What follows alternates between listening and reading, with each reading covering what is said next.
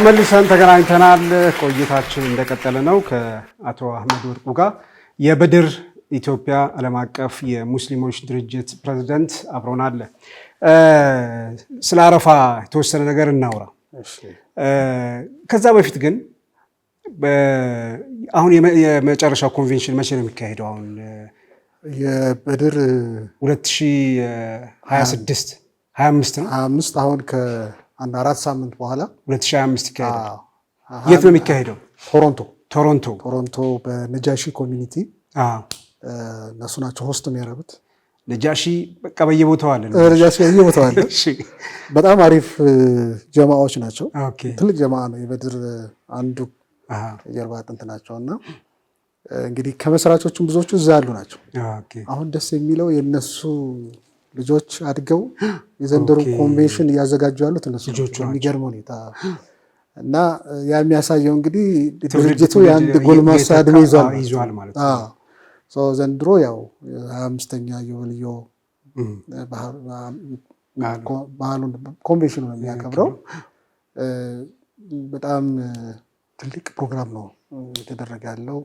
እንደ ተቋም አንድ ተቋም 25 ዓመት እንደ ኢትዮጵያዊ ደግሞ ስታስበው ተቋምን 25 ዓመት ይዞ መቆየት በጣም ከባድ ነው። በጣም ይሄ ተቋም በራሱ በ25 ዓመት ጉዞ ውስጥ በጣም ብዙ ጊዜ ችግር ውስጥ የወደቀባቸው ጊዜዎች ነበሩ። ግን ያንን ችግር አልፎ ዛሬ እዚህ ደረጃ ላይ እንዲደርስ ደግሞ አንደኛ ሁሌ መመስገን ያለበት ሙስሊም ማህበረሰብ በዲያስፖራ ያለው በጣም መመስገን አለበት። የራሴ ነው ብሎ ስለያዘው ማለት ነው። ሁለተኛ በየወቅቱ የሚመጡ አመራሮች ለተቋሙ ያላቸው ጥሩ አክብሮትና ፍቅር፣ ከሱ ሁሉ በላይ ደግሞ በምስረታው ጊዜ እነ ሼህ ሀጂ መሐመድ ስራጅ ሌሎችም በጣም አሁን ዛሬ ትላልቅ ዑለሞችም ትላልቅ ወንድሞቻችን አሉና በቃ ይሄ ተቋም ለሚመጪው ትውልድ ብቻ ሳይሆን ለቀጣዩ ትውልድ ወሳኝ ነው ብለው አስቀምጦት ሄዱት። ስትራክቸሩ በጣም በሚገርም ሁኔታ ሁሉን የሚያቀፈ በሎካል ያለው ሎካል ስለ አሁን ስቴቶቹ ማለት ነው ወይ ደግሞ ዩሮፕም አሜሪካንም ማነው ካናዳም ያሉት ናቸው። የነሱን ሳይነካ የራሱን ግን ሁሉንም አቅፎ የሁሉንም ለምሳሌ አንድ ጥሩ ኤግዛምፕል ኦልሞስት ወደ 15 የሚጠጉ ትልልቅ ማዕከሎች ተገነቡት በአብዛኞቹ በበድር ድጋፍ ነው። ዋሽንግተን ዲሲ ብትመጣ ትልልቅ ማዕከል ያላቸው ከንትኖች ኮሚኒቲዎች ማዕከሎቻቸውን መስጊዶቻቸውን ገዝተው አሁን የደረሱበት ቦታ ላይ ደረሱት የበድር ኮንቬንሽኖችን በማድረግ የተለያዩ ኮሚኒቲዎችን እኛም በማስተባበርና ለየኮሚኒቲው የየራሱ ማዕከል እንዲኖረው በማድረግ ኦልሞስት አትላንታም ብትሄድ ሲያትልም ቶሮንቶም ወደ ቴክሳስ ሙሉ ስትሄድ በአብዛኞቹ በዛ ነው። ይሄ ቀላል አይደለም። ትውልድን እየሰካንበት እስልምናችን እየሰካንበት እየወጣንበት ያለ ስለሆነ ማለት ነውና ትላልቅ ስራዎች ናቸው የተሰሩት። በዛው ብዙ ፈተናዎች ነበሩት። ያን ሁሉ አልፎ ግን ማጋነን ካልሆነ ሁለተኛ መጅልሳችን ነው በድር ማለት በዓለም አቀፍ በውጭ ደረጃ ማለት ልክ ነው። በውጭ ላለው ኮሚኒቲ ትልቅ ስራ እየሰራ ነው።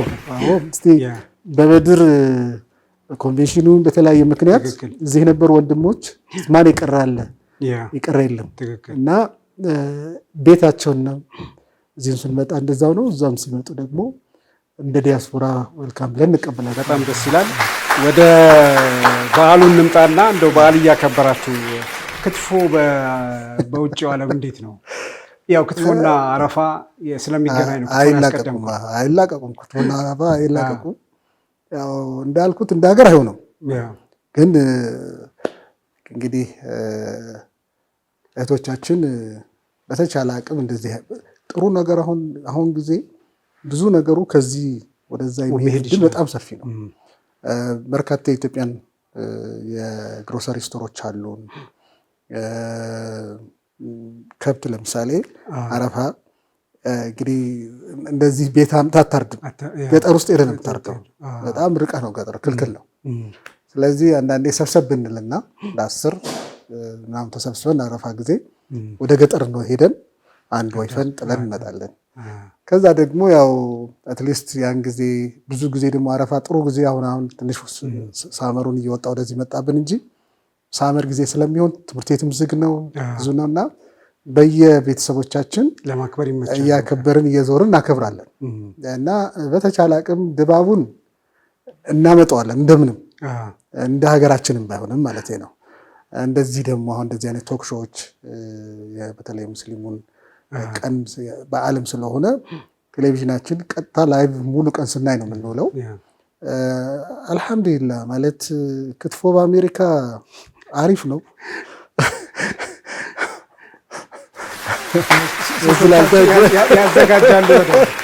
ያዘጋጃሉ ደግሞ ሌላ ነገር ብዬ ደግሞ እንዳታስከለክለኝ።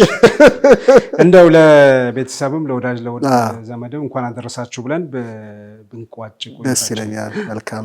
በቅድሚያ እናንተ እንግዳችሁ አድርጋችሁ ስለጋብዛችሁን በጣም ደስ ብሎኛል። እዛ ላይ ደግሞ ይህን ያማረ ስቱዲዮ ገንብታችሁ ከዛ ባሻገር ደግሞ ከሶስት ወደ አንድ መጣችሁ።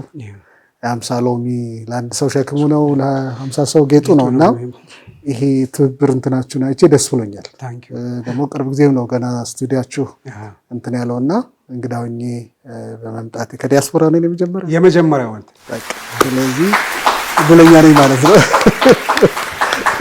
ስለዚህ እድለኛ ነኝ ማለት ነው። በዚህ አጋጣሚ ያው ለእናቴ ወይዘሮ ስቲ ሸሪፍ እንኳን ለኢድ አል አድሃ በዓል አደረሰሽ፣ ለወንድሞቼ ለእህቶቼ ማለት ፈልጋለሁ፣ ለባለቤቴ ሶፊያ አደም፣ ለልጆቼ ሀናና ሚና ይጠብቃሉ ያሉ። ስንት ልጆች ነው ያሉ? 2 ናቸው። ማሻአላ።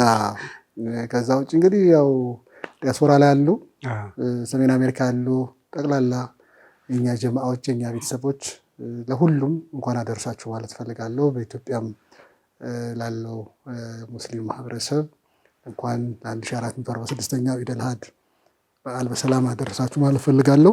እንግዲህ ይሄን ተከትሎ እንግዲህ ሁሉ ነገር ሀገር ሲኖር ሰላም ሲሆን ነው ሁሉ ነገር በዓሉም የሚሆነው እና ሀገራችንን አላህ ሰላም አላህ ያድርግልን።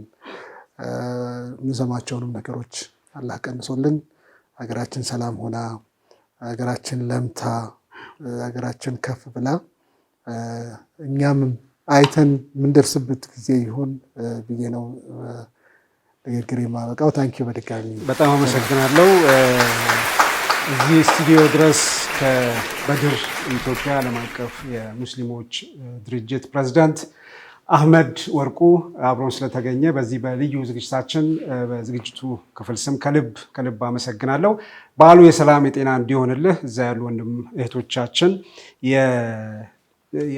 ያማረ በዓል እንዲያሳልፉ በድር ኢትዮጵያም እየተጠናከረ እያበበ እንዲሄድ ምኞታችንን እንገልጻለን። ተመልካቾቻችን ከአቶ አህመድ ወርቁ ጋር ያለን ቆይታ በዚሁ ያበቃል። አብረውን እዚህ ስለቆዩ ከልብ እናመሰግናለን። ዝግጅታችን ይቀጥላል።